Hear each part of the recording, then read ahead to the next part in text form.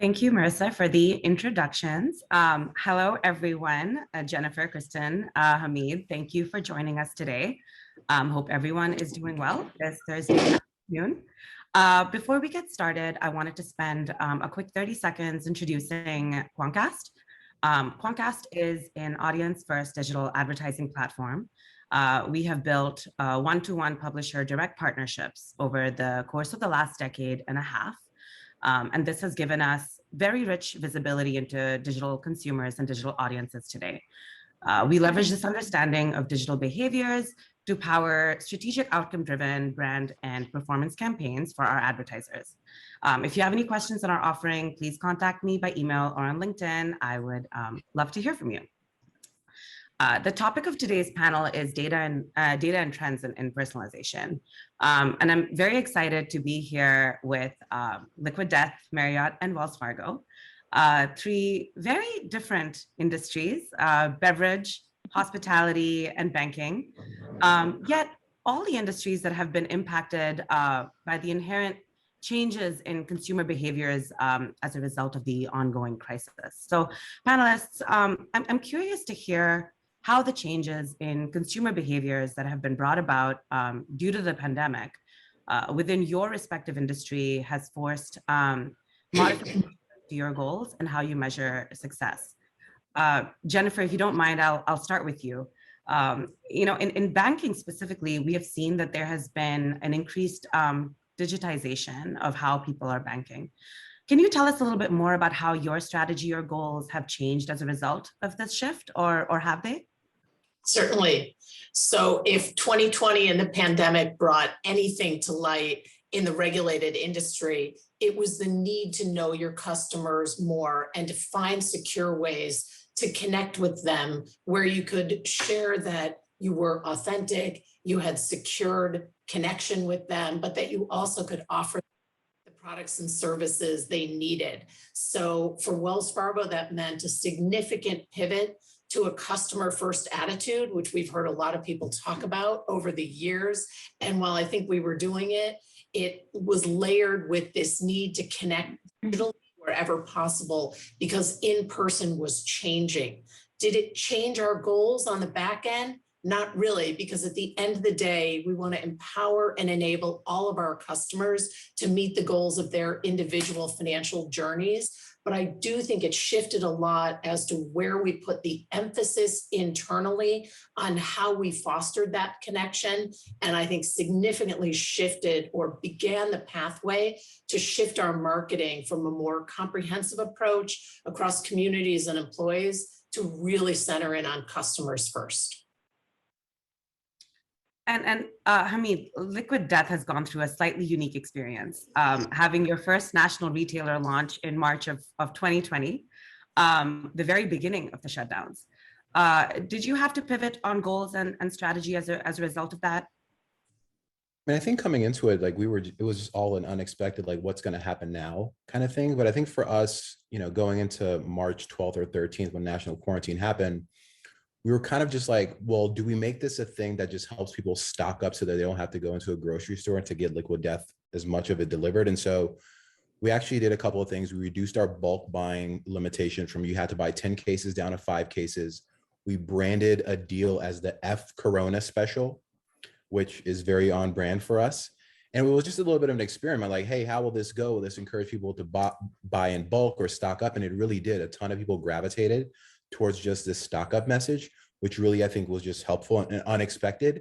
And it just became the norm during the quarantine. Even like this year, as people started getting vaccinated and getting out in the world, our kind of bulk buying behavior still kind of remains the same coming off of this trend.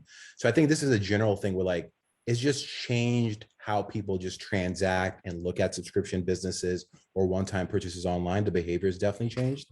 The other thing I think that we were mindful of is during quarantine is just trying to inject a part of our brand personality into the form of content marketing. So in May of last year, we launched a thing called hardcorenormporn.com, which is just basically taking all the most mundane things that we could think about that we used to do, like being at a bar and rubbing elbows with someone or shoulders, and just putting it to a very 70s porn centric type of a thing. And we just made 5 videos, created a URL for it, and people just loved it because it was just like an element of fun to a world which was just so inundated with negative and tough and sad news. So I think from that perspective, you know, that's been a win. But from a goals perspective, I think it's just like, it's probably accelerated things that we were using as more premises that have proved themselves out over the last 12 plus months. And Hamid, I'm excited to talk a little bit more in depth about your guys' unique marketing. Of course, you know, just based on the research that I've done, you guys definitely have a very bold approach to marketing. So I'm excited to kind of get in there. But before we do, Kristin, so, you know, nearly every industry has been impacted. Hospitality is arguably a sector that has been impacted in the most obvious ways.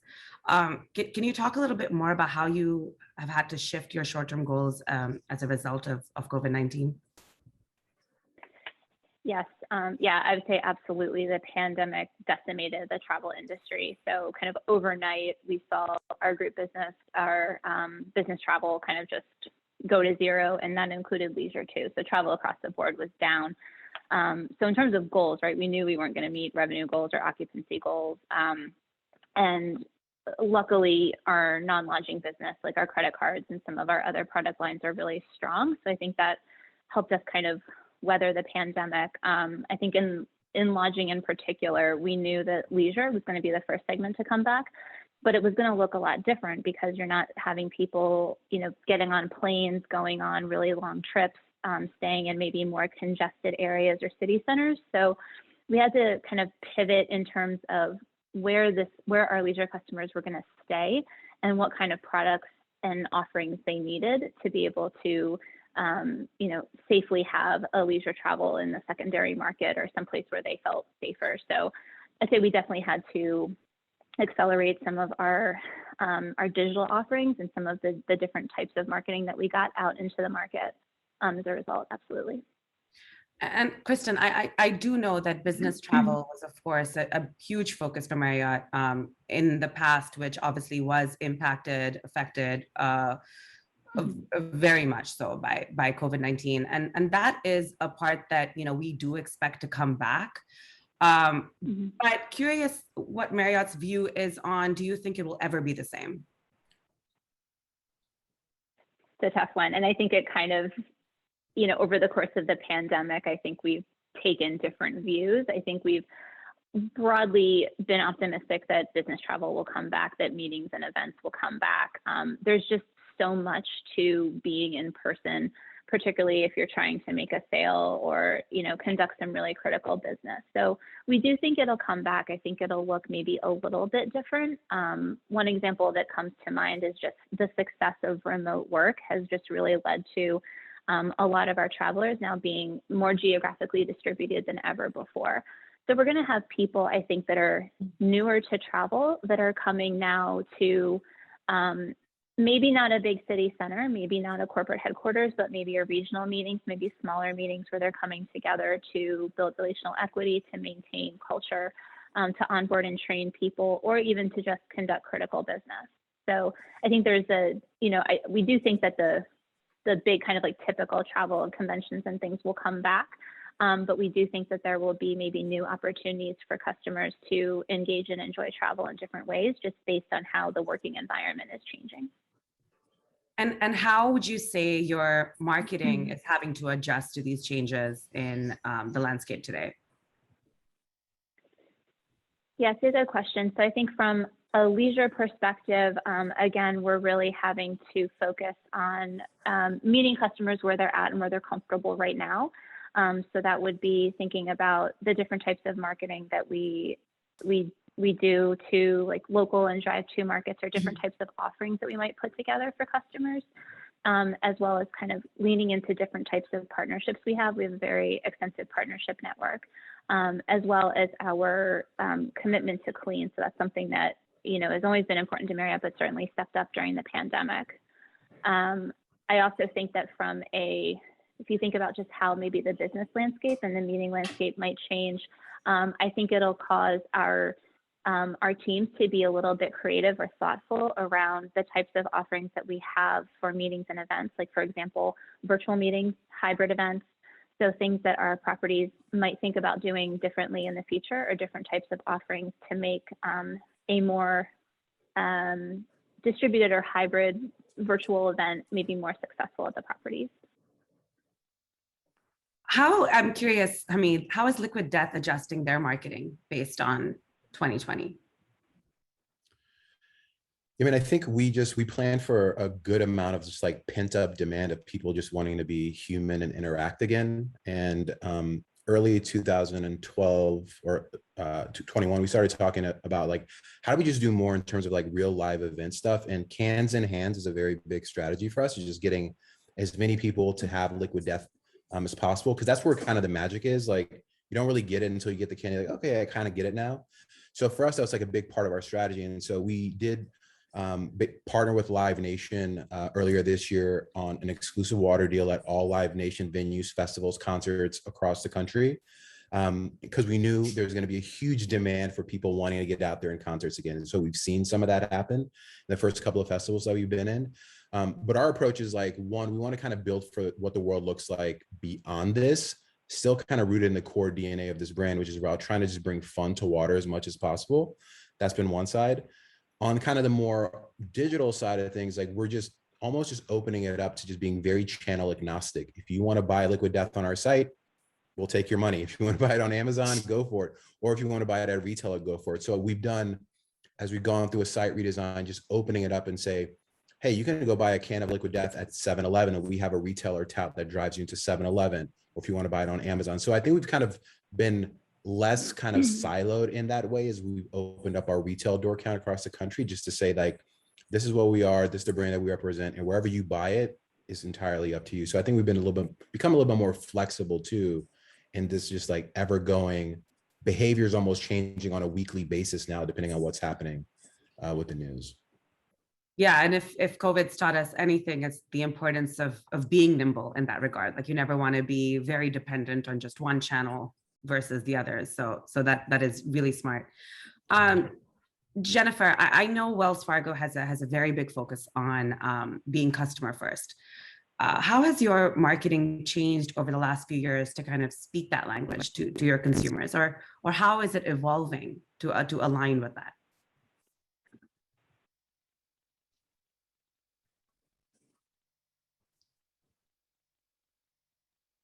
Did we lose Jennifer? Just want to make sure you guys can still hear me. We can hear you. Yeah. I can hear you, yeah. Yes, having some issues, but sorry about that. But I think I know what you're trying to get at. I'm going to call out, first of all, if you look at my virtual background, it's backward.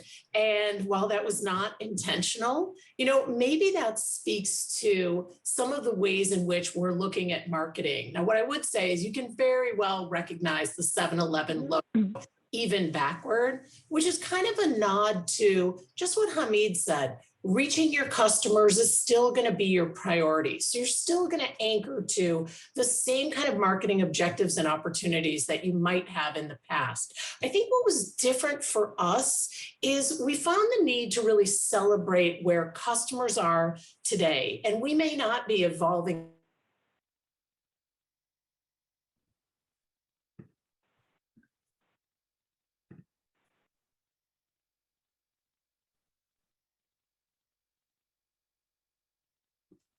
Jennifer, I think we lost you again.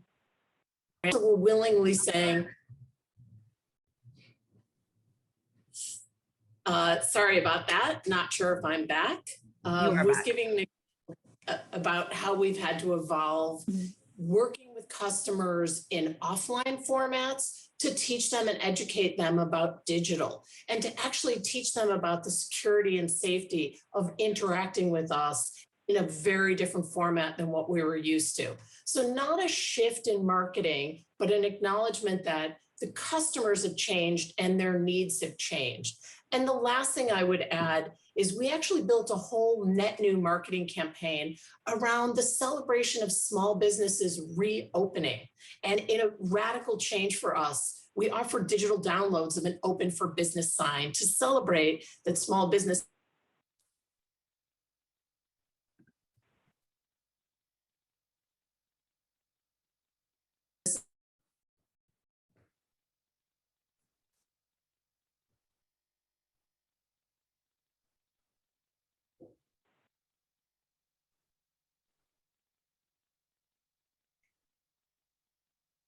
Jennifer, I think we lost you again.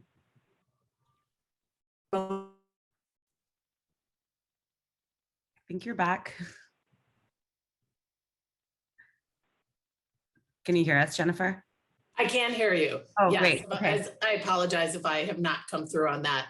Maybe you No problem. it while I try to figure out what's going on.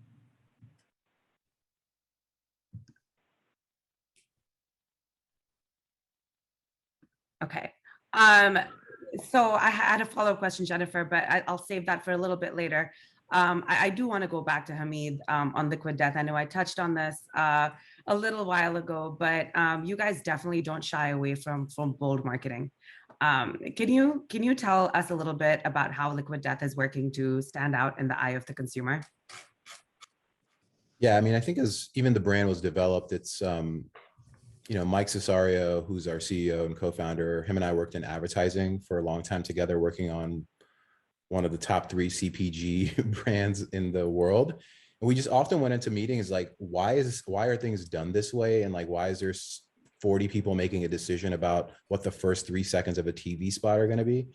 And so I think it was like Liquid Death was kind of the inspiration, was like, let's do something that brings fun to a space where people aren't necessarily being talked to in a specific way, and it's very real and all about entertainment.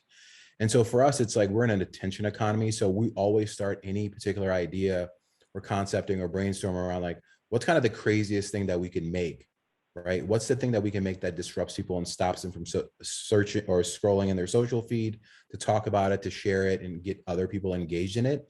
And so that's kind of how we start everything. And then it's like, what are the brand objectives we want to start applying to each one of these ideas? And that's how I think we've been able to really put out ideas and concepts and campaigns that have been really, really, I think, new and fresh for a very it's a commodity at the end of the day. We're water. There's no kind of differentiation from our perspective. And we've been able to, I think, from our side, just continue to stay away from, we are about fun and not necessarily about RTV. So we don't talk about alkalinity and pH and all this. And we have a sustainability story that we play into with our Death to Plastic tagline. But for us at the end of the day, is like, we want to entertain you the same way that a cat video might entertain you on TikTok. And what's our way of doing that to get you interested into this brand? And at the same time, it comes with, I think, because the marketing is, we've been able to be really successful. The marketing is like, people question why the marketing is so insane for what the product is. So like on TikTok, comments will always be like, I don't understand. It's just water. It's just water. And we've turned that into a tagline now, which is don't be scared. It's just water. People expect, like, because the marketing is so amazing, that it has to be unicorns coming out of a can. But that's really the idea of the brand, is like, why are all the worst for you things out there in the world usually have the best marketing? It's like, let's flip that and take the healthiest thing on earth, which is water, and make that as fun as a Snickers ad or a Skittles ad. And Hamid, I would say it's definitely resonating, because if people have time over here, please go and read some of the reviews on Amazon. I had a chance to do that, and they will definitely keep you entertained. So I think the marketing is definitely resonating with your guys' target audience, which is great. Jennifer, I'm not sure if we have you back. I saw that you went off video, so hopefully that helps with your bandwidth a little bit. Just want to make sure that we're coming through to you. Yeah, I can hear you guys. So sorry that you can't see me. I'm not sure what's happening, but thanks for keeping me included. I'll say that. No problem at all. I did want to bring up, we know that Wells Fargo has been in the news over the years with the reputation being impacted in ways that you may not have anticipated.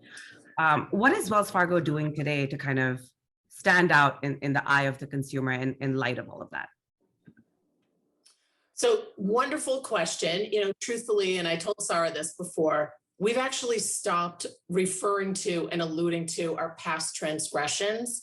And I think that was a pretty bold step for us to agree upon taking. This was something we did last year, as we said, yeah, it's time for us to move on from acknowledging the past and to really think toward the future. Now, as the two Marissas introduced when they started speaking, Wells Fargo's been in the personalization business, specifically in social media, since we launched efforts back 12 years ago. So personalization is not new to us. We know in the financial services industry, we are one of the deepest staffs in terms of social media, and that is manifested in quick response to individual customers and the ability to tackle tough topics. So for those customers who come to us and today are asking questions like, are you requiring vaccinations for your employees? Because if you are, I am no longer going to bank with you. Are you requiring masking? Again, if you are, I am no longer going to bank with you.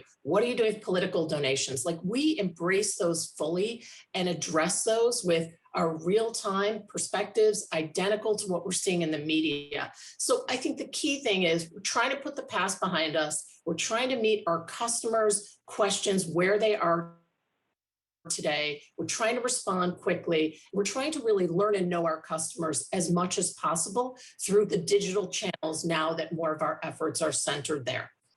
So that's what I would say is our today plan and our foreseeable future as well. And Jennifer, I'm glad you bring that up, because I know Wells Fargo also uses social media very uniquely. And I know that is specifically your role as well. And social media, of course, plays a very big role in how you guys personalize that experience, how you guys stand out. Can you tell us a little bit more about that? Certainly. So one thing is we just have a very large staff dedicated to it. We are definitely an always on shop in social, and we blend together messaging that is consumer centric as well as community centric, because our customers live and thrive in communities, and we're knee deep in sponsorship as well that impacts customers, communities, and our employees. So that's really our triumvirate that we lead with. I think similarly, we try to do surprise and delight efforts that reach our customers in unexpected ways, be it through the distribution of artifacts related to our sponsorship, or truthfully of bold messaging. We're not afraid, we're not going to shy away topic. So that's some of what we think sets ourselves ahead of our competitors, especially in the financial services space. We care a lot about our brand, and we'll put that best foot forward as often as we can. Thank you, Jennifer. Kristin, brand loyalty is huge for Marriott, right? So I say this as a Marriott brand loyalist myself. Can you tell us a little bit more about the main ways and how Marriott is standing out amongst the competition today, and how you guys are speaking with your consumers and your loyalists? Sure. I'd say to start by saying our mission, Marriott's mission, is to be the world's favorite travel company, and we do believe that travel is nourishment for the soul and the community. So I think even now more than ever, as people are starting to travel again and make connections and, reconnect with family and friends that they haven't seen in a year and a half or maybe longer, that's just so important. So I think some of the things that we're doing, particularly as it relates to loyalty and just to the overall travel experience, is, obviously personalization and data is at the heart of it. We're a hospitality company. At the end of the day, it's all about what you're delivering on property to someone who's coming to stay with you, and welcoming them back, and giving them a fantastic visit and hoping that they kind of return to us. But I think that we are also working to expand the notion of travel beyond just I hop on a plane, I go, I fly, I stay at a property, and I come home. So I think you can see that in some of the different offerings that we have. We've really started to diversify beyond just hotels. We have our credit cards.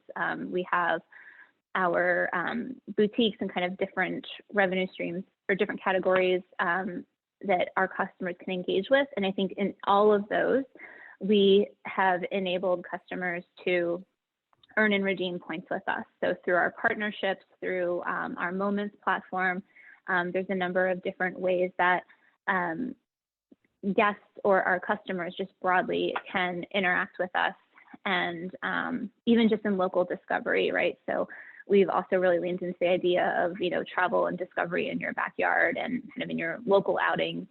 You don't have to kind of hop on a plane or get in a car to really take a trip. So coming to experience some of our experiential properties, for example. So I think we've really started to think about the concept of travel more broadly. And I think that just gives our customers more opportunities to get engaged with us and more reasons to be loyal to Marriott. Yeah, and in the last 16 months, we've seen tremendous innovation across all industries. What are some ways in which Marriott is reaching consumers or innovating today? I think we're working particularly with our digital presence we think about the customer journey. It's not just arriving on the property and staying. So it's planning a trip, it's getting inspired, it's thinking about things you want to do, maybe being able to kind of have an idea book, for example. So we think about different kinds of innovations. We're really thinking about what we can do to make the travel experience more seamless and particularly more mobile. So we just earlier this year, late last year, we relaunched our mobile app. There's a lot of different ways to interact and engage and kind of get personalized information and insights kind of delivered to you based on, where you stayed before, where you've looked or searched and things like that. So I think that's kind of one area. And then I mentioned before kind of our different revenue streams and new ventures. We recently launched a partnership with Uber Eats. So that's a way to earn points through Uber and through Uber Eats, and then take those points and, use them, redeem them for experiences with Marriott. And then we also relaunched our Moments platform. So that gives you an opportunity to use your points towards once in a lifetime experiences. Like, for example, I think you can bid on a opportunity to have kind of a private cooking class with a well-known chef. There's some sports types of things and special concerts, backstage pass accesses and things like that. So I think we're really thinking about what it means to be loyal and how that loyalty can be used, not just, again, at a hotel stay. Hamid, how is Liquid Death thinking about innovation? I think it's a couple of things. I think, one, starting as like a beverage brand and being a beverage brand, like we only have 2 SKUs, right? So there's only so much digitally you can say when you have 2 SKUs. And so we realized very early on, like one innovation was additional revenue streams. And so we now have a pretty thriving merchandise side of our business, which is like at any point in time, we're launching about 8 SKUs a month, and we drop like a streetwear brand would drop merchandise. And the idea really around that is, one, when we email or SMS people about a new merch drop, not only do they buy the merch, but it serves as a reminder for them to purchase water as a replenishment. So it has a 2-pronged impact from that perspective. It also just has become and made people super diehard and loyal to the brand, because when you have a shirt on your back, it's so different than just, having a can in your hand once or twice. And so we've become and made people loyalists from that perspective. I think from another kind of just innovation perspective is just like our marketing is very innovative for what we do. We have a fraction of the budget against the people that we're competing with and the brands that we're competing with in premium water or just in beverage overall. So everything that we put out has to have a ton of potential for just, earned media. So what does press pick up? How do people share it? So that's how we kind of evaluate and think about our marketing. And the last side is, going back to the whole digital and physical world and just kind of connecting. We have a rewards program on our site, and we call our rewards currencies skulls. So you earn a skull for every dollar that you spend or different actions that you do. And so a new thing that we've just built into our new site is the ability to earn points if you are buying at retail. So you go purchase at your local Whole Foods, you can upload your receipt to the Liquid Death Skulls program, and you earn skulls, which then you usually redeem for merchandise. And so it's just an ongoing loop of that. As more people find us in the physical world, is how do we just connect them and bring them back to the digital side of the business. Awesome. Great. And I think we're on time. So let's open it up to audience Q&A. Please use the Q&A button on the bottom to send your questions. I think we have 5 minutes for Q&A.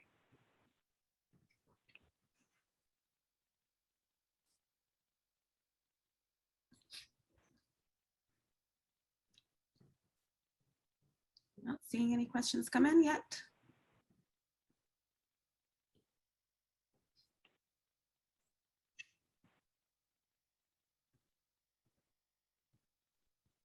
Anyone, any questions at all? There's one.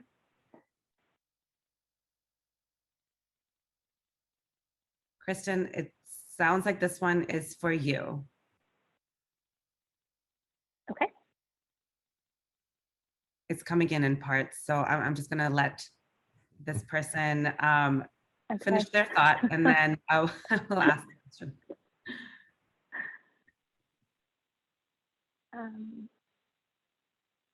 I'm not sure it's a question really. Yes, I did. So the question is, you worked at Deloitte, Kristin. Okay. What did you learn there, and what do you use in your current job? Yes, I did. So I did come from management consulting before I went into Marriott. I think I learned, I use a lot actually, because I've had a number of different roles throughout Marriott in my time there. I've been at Marriott for about 6 years, and I think I've had 3 or 4 different roles. So I think right now I'm definitely using kind of my strategy, education, kind of core consulting skills, because I'm trying to look at kind of broadly across the business. I'm looking at what our competitors are doing. I'm looking at what's going on in the economy and the broader marketplace to think about what should Marriott be thinking about top of mind. What are things that are kind of coming down the pike that we need to be thinking about, but we aren't yet because we're really focused on, initiatives and projects that are kind of already funded for the year or day to day. So I think that strategic thinking is really important. And then I think just coming into different situations and having to kind of figure out what's the most important thing, like what's the most important thing to think about, who's the most, who do I need to kind of get to know, and who do I need to influence or work with in the organization, which is just kind of classic consulting when you pick up a project. So, and then the other piece is, data and analytical skills are huge, particularly right now as we're trying to kind of look at the market and figure out, how Marriott's going to be impacted and what the future of travel looks like. Great. I think we might have time for another quick question. This one is for all of you, but perhaps only one person might have a chance to answer it. So whoever wants to take this one can take it. But what strategies are you all leaning towards to prepare for a world without cookies? Who wants to take that one? Yeah, I'll take a stab at it. Yeah, I mean, I think for us, and we've seen impact obviously from iOS 14 on our business because it's, we have a pretty significant D2C business. Is just trying to lean into way more into our first party data and the membership side of our business and what that looks like. So for us, membership right now is one thing. It will start having more meat around the bones, or just like membership and loyalty is going to be a way of just like combating rising acquisition costs, especially on the digital side of things. And so I think that's what we're trying to play into more and more over this next 6 months into next year. I know Google is holding off on instituting the cookie restrictions, but I think that's what we're doing is just as much first party data as much as we can learn, and trying to like get people into more of a connection with this brand that's membership based versus one-time purchase based. Great. So I think we're just on time. So thank you all again for your time today. Thank you for a great discussion. And I hope you all have a great rest of your day. Thanks, everyone. Thanks, everyone. Yeah. Take care. Thanks, guys. The one thing I heard throughout this session that I thought was really important was that we not only need to know our customers through that first party data, but also listen to them in social media and other channels and really adapt to their needs in real time. So thank you all so much for sharing. I'm excited to welcome our next guest to the stage. So we have Shivanku Misra is the Vice President of User Engagement and Retention at Gannett and USA Today Network. And then our moderator